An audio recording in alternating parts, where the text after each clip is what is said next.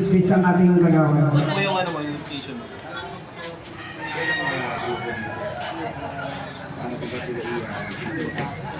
Bishop Andres.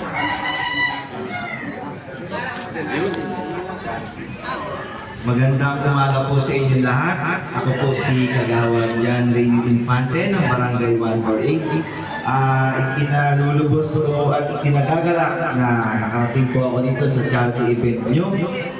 Sana hindi ito yung first time at marami pang sumunod na charity event.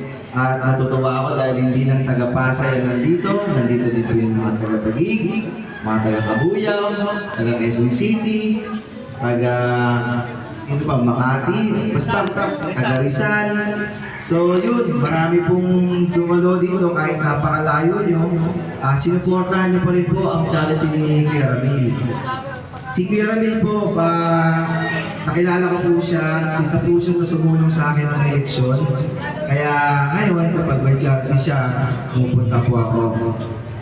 Yun lamang po, salamat po sa pag-invite po sa akin sa inyong charity. Sana po magtuloy-tuloy po ito. Salamat po and God bless po sa ating lahat. Thank you po. Thank you. Salamat po. Yun, magandang